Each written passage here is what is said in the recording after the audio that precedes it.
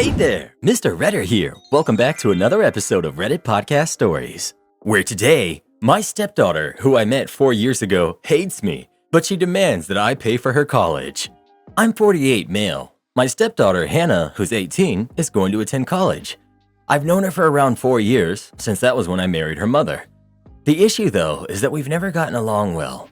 I've tried, but she always says that she doesn't like me or wants her real dad. When I try to tell her stuff or scold her for behaving out of order, she says, "You're not my father, you're just some stranger." My wife Emily asked her to behave properly as well, but she doesn't care to listen, and in the end, she stopped telling her as well. I had to pick Hannah up at school once, and when a couple of people who did not know I was her stepdad asked her who I was, she said, "Oh, he's a servant actually," in front of my face. I was extremely mad at that, and it even resulted in a huge argument, although she played it off as a joke. But that was the last straw, and this happened a few months back. After that, I've always treated her as if she's invisible and barely had any interaction with her unless absolutely necessary. Well, she talked to me recently, and she said she's going to apply for colleges and wants me to pay her fees now. I refused and told her to ask her real dad, who refused to pay for it himself. She began to protest and said that I'm affecting her education and that I can't do that. But I did not relent, and I said she's not my business now. My wife says refusing to pay is wrong and that I overreacted, even though she's not been nice to me. Am I the jerk?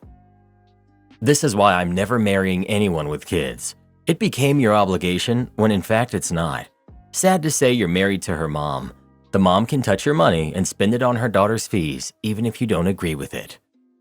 You're the jerk. You're acting worse than she is. You're an adult, not her. Not paying, that's up to you, but showing so little maturity makes you the jerk. Everyone sucks here.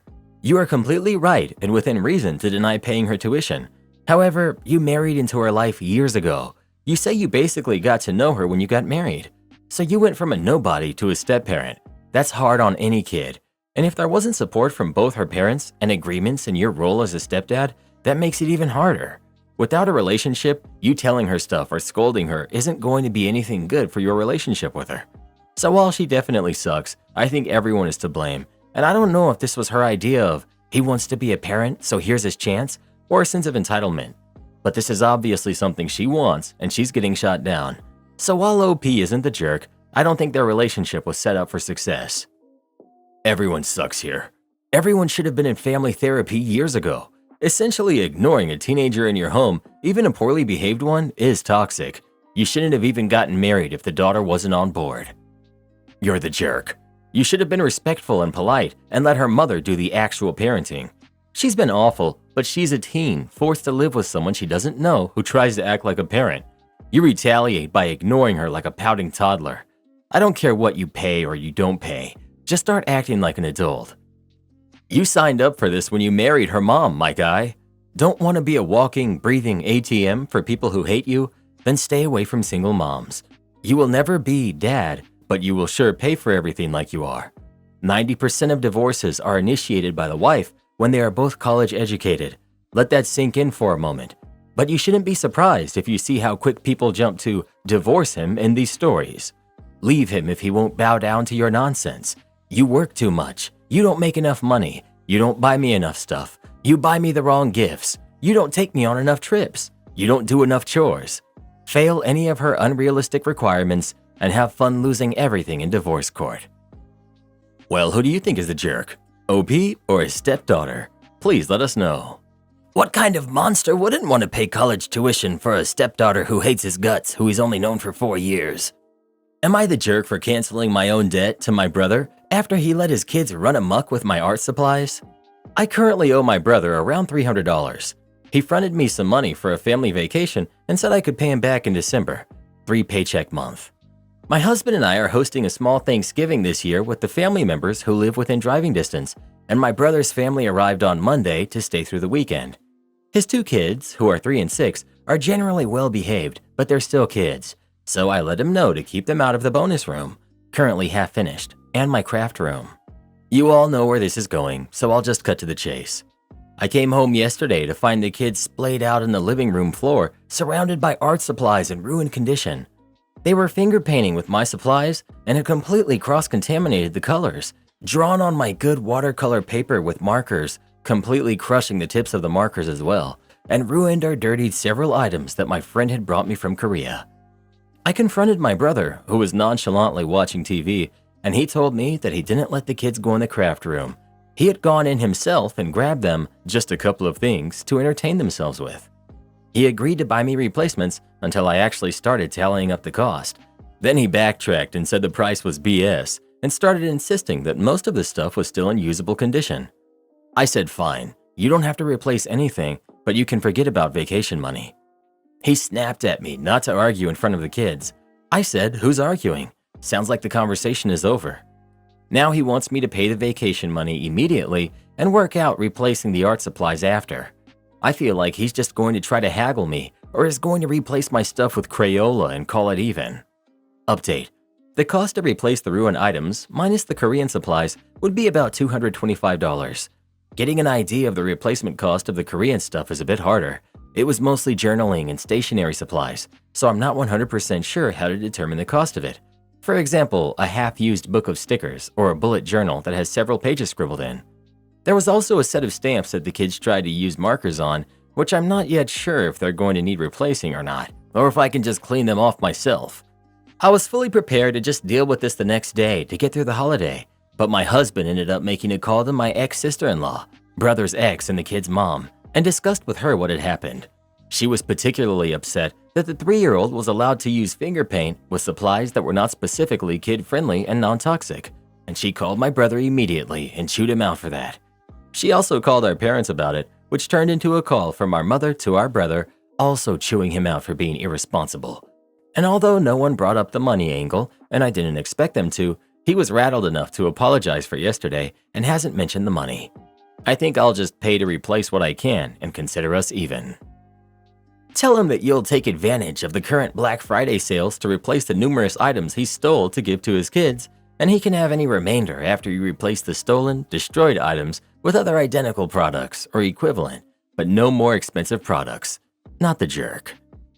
In the future, you might want to pick up a few kid craft items when you're hosting kids. Yes, it absolutely should be the parent's responsibility, but it can be hard to have everything when you're traveling with kids. A $10 box of somewhat similar but much cheaper things to entertain them will keep any decent parent out of the rest and be met with gratitude, especially if you give them an idea of how expensive and or hard to replace your good stuff is. This is how I've dealt with my own nephews. Am I the jerk for bringing home dumpster dive eggs, which caused my roommate to end up in the ER? I, 19 male, recently moved into a shared place, and there is someone who keeps stealing my food. At first, I thought it was just a mistake, but even my leftovers were being eaten. It was very clear that the person was doing it on purpose. I spoke to my housemates about how I would just prefer to be asked first, but they were so nonchalant about it, and none of them admitted to doing it, and I haven't caught anyone in the act, so I just tried to ignore it, as it only happened every couple of days or so. A few days ago, I came home from work with a carton of eggs that I found while dumpster diving and some bread. I wanted to give the eggs the water test first before eating them, just to make sure that they were safe to consume, but I was too tired and I went to bed early without eating. The next day, I found out that one of my housemates got sick and ended up having to go to the emergency room. My eggs were not in the fridge where I left them, but I saw the carton and shells in the trash, and my bread was opened. I had a hunch that it was him because there was a possibility that the eggs had gone bad, but I was also annoyed at the fact that he helped himself to my food without asking. When he came back, I asked him if he had eaten my eggs and bread, but he denied it. I then said, "Okay, but I hope whoever ate them doesn't get as sick as you did, because I found the eggs in the dumpster." His face immediately dropped, and he looked visibly uncomfortable. He got angry and went from saying that he may have consumed the food by mistake as he wasn't paying attention and doesn't exactly remember, and accusing me of doing this to him on purpose. He said that it's a health hazard to bring such food into communal spaces without warning everyone first, as it's not uncommon for people in shared places to eat other people's food by mistake. He hasn't spoken to me since this, and my housemates are siding with him and calling me disgusting for doing that. A part of me feels like I wasn't wrong because they were my eggs that I was fully intending on eating, and I didn't think I had to warn people against eating food that didn't belong to them. But I also do feel bad and guilty that he got so sick. So Reddit, Please tell me if I was in the wrong. Edit. Just to clarify, because I see comments that suggest maybe I did this on purpose. I didn't. I've been dumpster diving for some of my food recently, so I was fully intending on eating it, just like I've been eating the food that I've been finding while dumpster diving. I try to exercise caution, and thankfully it hasn't made me sick yet. But had he not eaten it, I was probably going to end up in the ER myself, because I was obviously going to eat it. I didn't randomly do it just to try and bait and catch whoever had been eating my food. Food poisoning is no joke. As I said, I just moved recently, and I'm trying to get on my feet. I also understand that although I make sure to wipe my food first, ultimately it is gross to put food that came from a dumpster into a communal fridge or pantry, and will not continue to do so. I will just put it in my room from now on. I lived in dorms for 7 years with 9 different people altogether. Nobody has ever eaten my food by mistake, or on purpose by the way, nor did I eat theirs. It's really not that hard to not eat what's not yours. Not the jerk. Not the jerk. If the housemates prefer a communal food sharing system, they had the opportunity to discuss this with you when you brought it up. They also could have asked you to label your food so they didn't accidentally mix things up. But it sounds like they didn't take that opportunity either.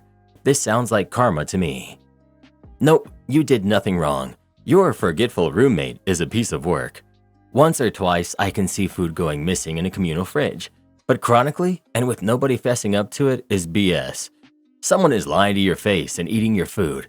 Who doesn't have the courage to admit their error and think you are dumb enough to believe their weak, lame excuse? Tell them you are insulted for this reason and your sick roommate got what was coming to him. He merely got to experience the occupational hazard of being a thief. Not the jerk. Eggs, meat, and dairy are not appropriate dumpster diving foods. Edit. To the people arguing with me that you can totally eat old eggs out of the dumpster, on a post about a person who was hospitalized due to eating old eggs out of the dumpster, please do not procreate. Everyone sucks here. He sucks for eating everyone else's food without asking, especially after you made it clear you don't want your stuff eaten.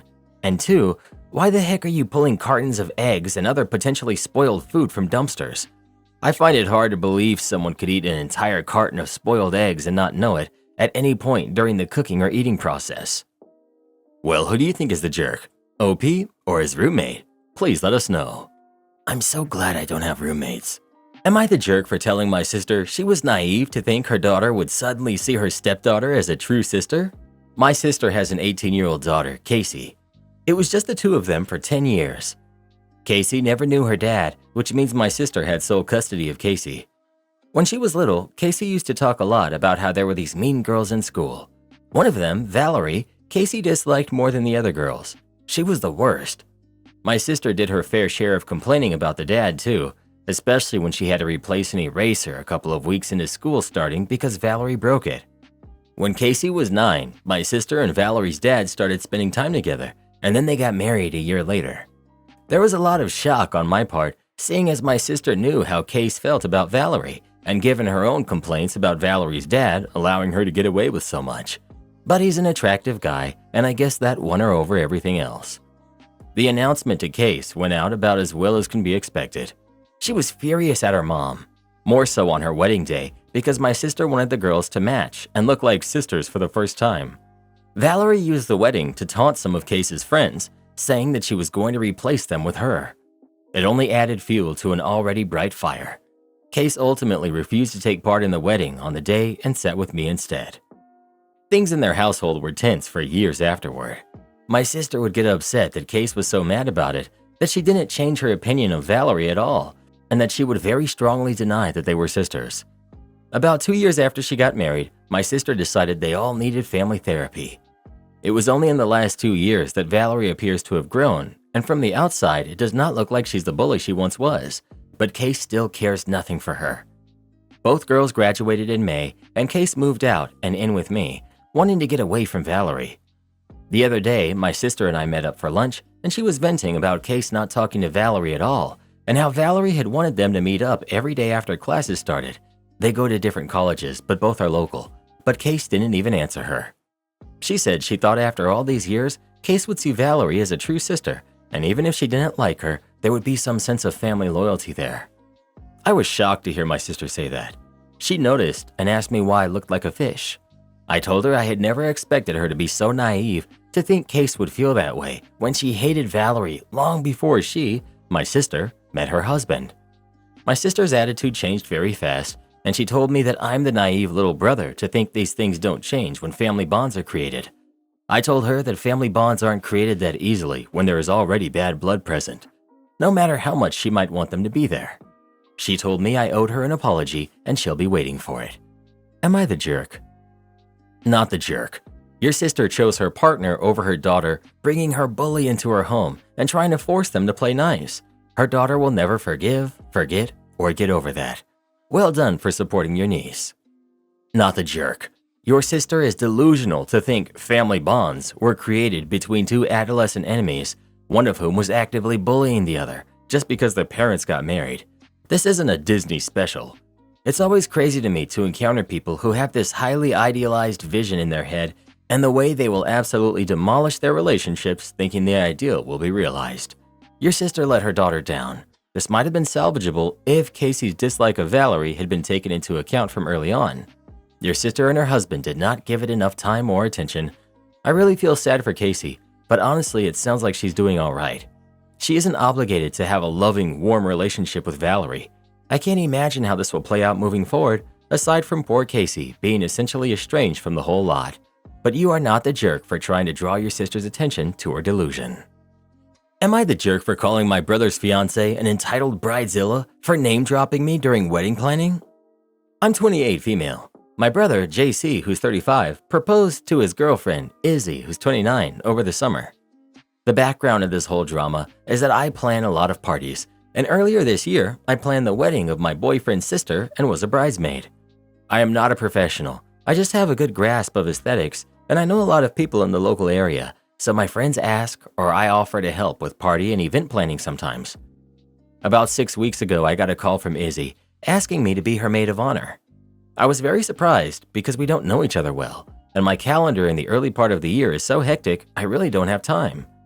I was upfront with her about this, telling her how flattered I was and that I would be happy to be a bridesmaid if she wanted, but I just wasn't able to take on maid of honor responsibilities. Izzy was annoyed about this and admitted she had expected that I would accept being maid of honor and offer to plan the wedding with her, since I had for my cousin previously and my boyfriend's sister. I said again that if she wanted me to be a bridesmaid, I'd be happy to do that, but I wasn't going to plan her wedding or associated events. She begrudgingly accepted this, but I had a feeling when it came time to officially have bridesmaid, I wouldn't be one, which is fine. JC never brought this up, so I thought no more about it. A couple of days ago, I got a call from the event coordinator of a hotel I've used for events in the past. This person had questions about my wedding requirements. I was confused, obviously. It transpired that Izzy had called this hotel and used my name to get an appointment with the coordinator, and then further dropped my name to try to secure a sizable discount, saying that I was involved in planning the wedding. I was mortified. On a hunch, I called the owner of the restaurant where I held my parents' anniversary party to ask if he had had any contact about an event I'm planning. He had. Again, Izzy had called about hosting a bridal shower, again asking for a discount based on my name. I called Izzy and said she had nerve to be touting my name around, embarrassing me in front of people I know and work with, all without my knowledge. We argued. Izzy said it shouldn't have been a big deal to mention me, since I wouldn't help her, it's the least I could do. To which I said, not when you try to lowball my contacts and don't even ask me if I'm okay with you using me as a contact. The argument went on until I called her an entitled bridezilla and I hung up. JC says I shouldn't have said that to her and to just let the venues tell her no on their own. But I think it's nuts that she feels entitled to use my name and then run it through the mud with people who have really helped me out in the past. Am I the jerk here? Not the jerk. This is bananas behavior on her part. She and JC are acting like there is no harm or impact on this, but there is, and they're misusing your name you've built for yourself without your consent or involvement. The way you stood up for yourself was entirely reasonable and appropriate. Not the jerk. Speak to the venue and restaurant and explain what's going on. Make sure they're clear that this has nothing to do with you. You also need to have a word with your brother about her as well. Maybe consider not going to the wedding. I know it's your brother's wedding, but she has damaged your reputation. My girlfriend's family always makes comments about what I eat. My girlfriend and I have been together for 3 years. Our relationship is strong, except for a recurring issue where her family is, difficult, and she's not always great at standing up to them for me. I'm a large man, not overweight or anything, just very tall. I play 2 recreational sports and also bike a lot in my free time. As a result of this, I eat a lot. 95% of the time I eat healthy, but in larger quantities, and the other 5% of the time I will occasionally pig out. I'm not unhealthy in the slightest. I've been to a doctor recently and he affirmed I'm in good health and I have a good healthy lifestyle by all measures: weight, exercise, blood pressure, cholesterol, etc. So I know that I'm doing everything right. However, my girlfriend's family constantly needs to comment on what and how much I eat. They live 2 hours away, so when we see them, it's typically us staying at their house for a whole weekend where I'm at the whims of whatever the menu is. If I eat more than 1 serving of something, then the mom or sister will make comments or whisper to each other about how I'm eating into their leftovers the next day, or how it's unhealthy for me to have a second cookie or something. This is even if there is a ton of food, so I know I'm not eating their whole week's budget of food or anything. I've also tried bringing my own snacks, so I'm not infringing on their supply of food with my extra eating, but this doesn't work either. I will sneak a granola bar or an apple or a bag of chips from my bag, and they'll find out. I think they search the trash or something, and they let me know that it will spoil my appetite, or ask whether the food mom made wasn't good enough for me. My girlfriend and I also will do our own activities out of the house during the day sometimes when we visit, so I have occasionally had us stop at a fast food place if I need to eat some fries or chicken nuggets or whatever out of the house. Whenever we come back, the mom or sister will make comments or ask if we ate anywhere else while we were out, and girlfriend gets nervous and confesses because she feels guilty or doesn't like lying to them. So after 3 years of this, I get really sick of being attacked for the amount that I eat, even when it barely impacts them, and I know I'm eating an okay amount. It has gradually gotten worse over time. My breaking point came last week when it was my girlfriend's mom's birthday, so we met at a restaurant in the middle between us one night. I ordered a burger and fries while everyone else ordered salads, and immediately girlfriend's mom, sister, and aunt all started commenting about how the burger looked unhealthy. I stood up for myself and said that I had biked dozens of miles that week already, so I think I can treat myself to a burger. To which the sister said that one unhealthy thing can wipe out weeks of working out, which I dismissed. I was hoping that would be it, but every 10 minutes someone would make more comments, so I'm getting really annoyed. I eyeballed my girlfriend numerous times to be like, back me up here, and barely got anything. Finally, the food came and my burger was perfectly normal. Not giant, not dripping with grease, not filled with unhealthy toppings, just a normal burger. But everyone was like, "Wow, that thing is enormous. You really shouldn't eat that in one sitting. It'll clog your arteries and you will feel terrible afterwards. Seriously, that thing is so unhealthy. I think I would die if I ate it." I decided that I was done after that. I sneaked away to the bathroom and stopped at the front of the restaurant to ask for a box and to pay my part of the bill early, came back to the table and announced that I was going to get going as I didn't feel well, and asked my girlfriend if she wanted a ride home or if she was going to figure out another way home. She got super embarrassed and said she would come with me if I wait a few minutes, so I got in the car and ate my burger in there while I waited like 10 minutes for her to come outside. We left and she cried the whole way home. I felt bad that it hurt her feelings, but I'm at my limit, and I told her I was done going to events where we eat food with her family, and if that means that I don't come with her when she goes to visit her family, that's just the way it has to be.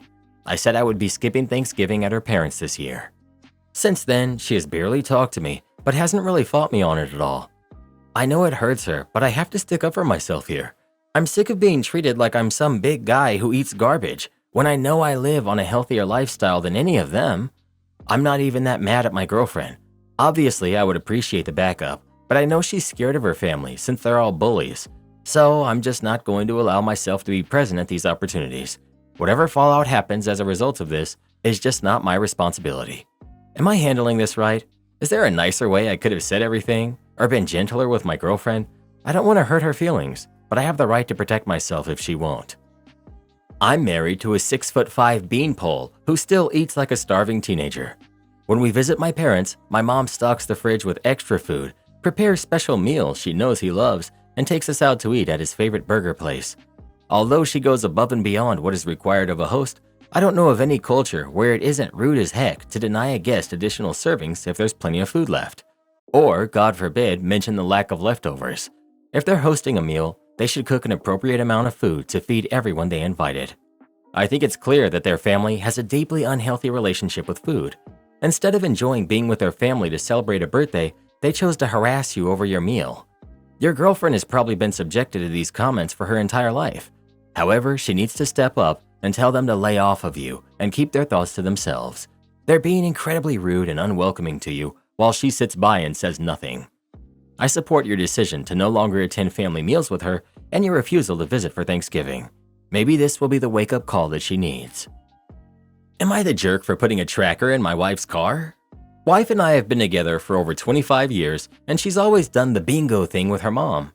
I have no problems with that, and they've been doing it for years, maybe once or twice a month. Again, no problem. Her mom has always been a gambling addict, and it caused the divorce of her first husband, but she wiped out her second husband's bank account within a couple of years. So I'm always a bit leery on the whole gambling thing. I've seen it destroy families. Her mom lives with us now.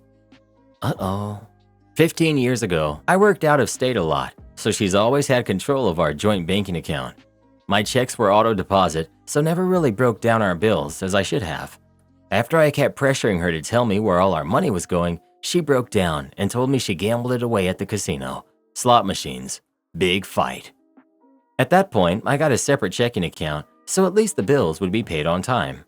I make a bit more than she does, but I pay most of the bills and am still able to save up money every month.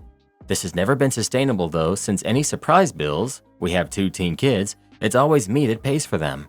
She's broke every month. When we were going over our tax returns, it turned out she owed $6,000 in taxes, all from the casino. We went over the whole gambling and financial problems again, and she shook my hand and promised she would stop. Fast forward a few months, I bought a tracker online, one that I could put on my tractor. I let friends borrow it and wanted to keep track of it in case it was stolen, and the kids' car since they're turning 16, so I wanted to keep track of them. I had the tracker for a few weeks and decided to try it out one day. I threw it in the console of my wife's car just to see how the app works. She took off with her mom before I could tell her, and she texted me they were heading out shopping. Well, they went straight to the casino instead. I wasn't mad, but was definitely concerned. I feel guilty for spying on my wife, so I took it out and never said anything. However, curiosity killed the cat, and I threw it back in her car a few weeks later, this time on purpose and hidden. It's been a couple of months, and they've been at the casino at least twice a week. Not the bingo hall, but the actual casino. I confronted her again today when she asked for money for kids' gymnastics. I asked her how her gambling issue was going, and she denies she's back to gambling. I gave her many outs, and she wouldn't admit it. So I then told her about the tracker. Now she's furious that I tracked her and started calling me names. Sorry this post is all over the place. I'm just super nervous. We've been together for 25 years, and I'm freaking out. To clear up some info, my wife and 2 daughters already track each other on their iPhones. They always know where everyone is, except for me, since my phone is a crappy Android that doesn't connect with their phones. I work construction, so my phones don't last long. I just replace it because it's cheap, and I don't need anything fancy. The tracker I bought was just for tracking the vehicles if they were stolen or something. Yes, I should have confronted her about it the day I was testing out the tracker. Huge mistake, and it led to me being a creeper. I can't deny that part. I think I was just hoping it was a one-off white lie and not a normal thing. Update. Well, we had a fight. At first, it was mostly her on the attack for all the things I do wrong that push her to the casino. I expected this and was able to turn it back around and keep the focus on the gambling. Long story short, lots of crying and opening up.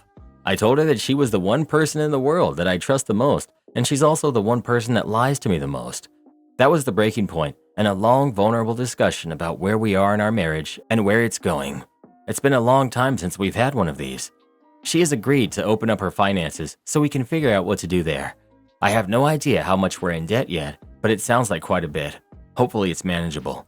We're going to see a marriage counselor, and she also agreed to go to a gambling addiction counselor. Mother-in-law is probably going to move out. Granted, this is just the beginning, and who knows what will happen down the road, but it's a start. I'm pretty exhausted. We'll see how things are tomorrow. Thank you for the opinions and advice. I guess I don't care if I was the jerk anymore. It had to be done, and I have no regrets. I swear, these "you violated her privacy" people are the worst. She nearly wrecked them financially, but God forbid OP makes sure she's not trying to do it again. I'm not sure how I feel about this. On one hand, I strongly disagree with secretly tracking anyone. but I'm not sure if the wife would have come clean otherwise. Tough decision. On the plus side, it seems like they may be able to work through it. The mother-in-law moving out was a crucial step towards them having any hope of reconciliation. I guess we'll see what happens. Yeah, I have serious doubts about the oopsie, it was a total accident that I put the tracker in there and forgot to tell them. But I guess ultimately the gambling is the bigger issue. To everyone out there, I know a man who put a tracker on his wife's car to prove she was cheating. She was cheating, but she went straight to the police and had him arrested for stalking and harassment of his own wife, still married and a jointly owned car. He even went to jail for a few weeks. She used the conviction in the divorce, and she got the house, full custody of the kids, and a large portion of his business. When he got out of jail, he couldn't even visit his parents because she still lived close enough to them that the restraining order prevented him from being there. He had to buy parts of his business back from her and could only have supervised visitation of his kids for the first 2 years. The judge was sympathetic, giving the lowest sentence he was legally allowed to, and everyone knew he hadn't really done anything wrong. But using trackers on your spouse without their knowledge and consent is extremely illegal. Do not use trackers. It can go incredibly wrong for you, no matter what you're proving. Well, who do you think is the jerk? OP or his wife? Please let us know. Nothing's worse than being in a relationship with someone with a bad addiction who lies to you about it every day. Karen's server refuses to refund my tip. I went into a burrito bowl place to order takeout. They had this new tip option on the card reader that they've never had before. The card reader is not touchscreen, nor are there tabs on the side to select options. They're just numbers. Before I paid, the screen asked what amount I wanted to tip, 20%, 25, 30, or other. I tried to press the number 4 for other, but the button didn't work. I told the worker that number 4 did not work and asked the worker what to press for other, and she told me 3. After I selected 3, it added a 30% tip to my card. I told her I wanted to select other and not 30%. She told me she was not aware that I was not trying to tip, and she thought she remembered the order number. I asked her to refund my tip, and she said that's not possible since they can only refund actual orders if there's something wrong with the food. I told her the card reader buttons were not working properly, and it doesn't have an easy or obvious option to select no, nor did the right option work. She refused to refund me, saying, "It wasn't that much money anyway." I asked to speak to the manager, telling the manager they need a more user-friendly option to select no on the card reader, and the manager told me all the card readers are like that, which it's not. Other places have a no option and are touchscreen. She told me my tip would be really appreciated and it would help her staff since the holidays are coming up, and this could be my way to make someone's day. I told her that because they are using a system like this, they don't care about their customers, let alone their coworkers, if they need to even rely on scamming people to get tips, and I want a refund. The manager asked me why I selected a 30% option if I wanted to select other, and I told her the number for other didn't work, and when I asked her worker about it, she told me the wrong answer. She told me I was gullible and blaming her worker for my own mistake, and out of good customer service, she will refund my tip, but told me this will not happen again. You're the jerk. See, this is why I have no problem messing with customers' food. My coworkers and I have to deal with people like you every day, and I can't tell you how infuriating it is. You couldn't just spare a few dollars as a simple thank you to the people who work their butts off making your food? I hope they ban you from their restaurant and that you learn to show a little compassion. Rich boy goes to Chipotle and accidentally leaves a tip, then goes full-on Karen when they aren't able to process a refund for the $2 tip you accidentally gave them. If I worked there, so help me God, you don't even want to know what I'd do to your food.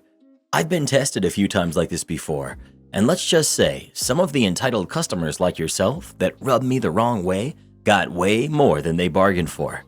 I do chemistry in my spare time as a hobby, and I always have a full kit with me at work for the problematic customers. Heck, I even add some of my secret ingredients to random customers' food when I just don't like the way they look. Dang. Mess around and find out. Well, who do you think is the jerk? OP or the employees? Please let us know. I always tip servers well and I don't plan on stopping, but I am getting tired of these machines at the gas station that tell you to leave a tip when you're checking out for the chips that you bought. Am I the jerk for being upset that my niece requested payment when I asked her to babysit for a couple of hours? My husband, who's in his 30s, male, and I, 30s, female, we have a 3-year-old son together, Max. Max is a sweet kid, but has a difficult time in unfamiliar situations, and he can get overstimulated easily. A little while ago, my husband was across the country on a work trip while I was home with Max. I got a call one morning from his manager informing me that my husband had been in a car accident and he was in the hospital. He couldn't tell me much, but said that although he was stable, it didn't look good and that I should come as soon as I can. I obviously freaked out. I booked a ticket just for myself because it would be almost impossible to travel with Max, and I could barely afford the last-minute ticket for myself. I called my mom, who lives a few hours away, and asked her to come watch Max while I'm away. At this point, I needed someone to watch Max for the time it would take for my mom to arrive so I could make the flight. Looking back, I probably could have handled the logistics better than this, but I was hysterical and was just doing things as I thought of them. I called 3 friends. 1 didn't answer and 2 were unable to help. Luckily, we live close to my brother and sister-in-law who have a daughter who's 17, Sarah. We're very close with them. Sarah answered the door and said her parents were out. I explained the situation and asked if she had watched Max for a couple of hours until my mom came. I should note that Sarah babysits for a few local families and obviously charges them for her services. We have never asked Sarah to babysit before. She showed some concern for my husband, and when I asked her again, she said something along the lines of, "Well, you'll pay me, right? I usually charge this much."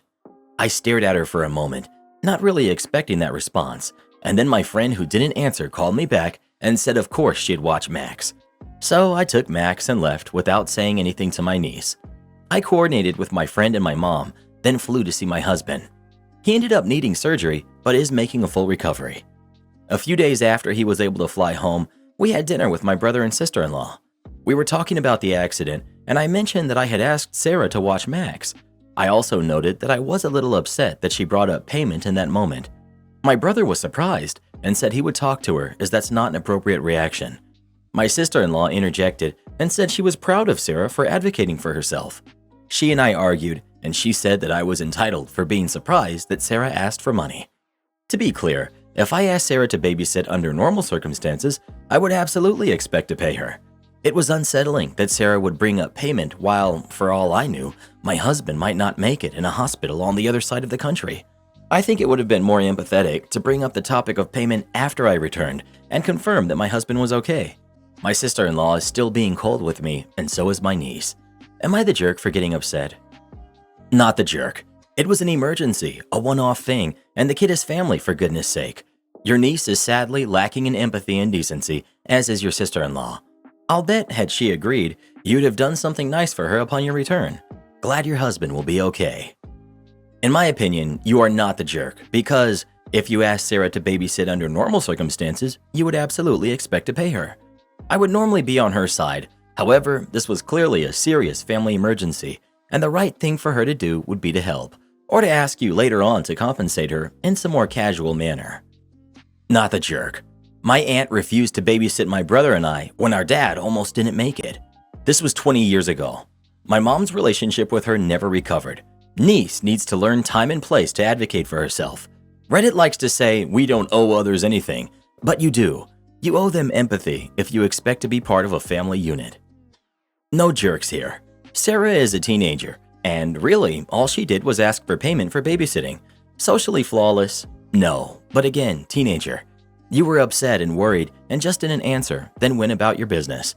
It may have been awkward or something you didn't like, but in my opinion, there are no jerks here.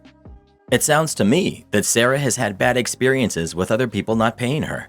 I know hardworking teens who have gone unpaid because they didn't know how to negotiate or set boundaries and ended up feeling foolish afterwards, especially when it comes to helping relatives. I'm not saying that you wouldn't have paid her, but she had no way of knowing without asking you. She didn't have an empathetic response to your emergency. However, just as you expect empathy for your situation, as the adult, it would be gracious if you overlooked her mistake. What would have been a kind response is to say, of course you would pay, but to privately express to her later that in the emergency situation, you were a little hurt that she wasn't more concerned about your husband as her first reaction. By bringing it up to her parents, you are making it a more awkward situation. My kids are older teens, and they've benefited from relatives giving them the benefit of the doubt, but also pulling them aside and gently speaking to them. And I've done the same with my nieces and nephews. I try to come to them with the assumption that they have good intentions but haven't learned proper etiquette yet. As a result, we have a good relationship.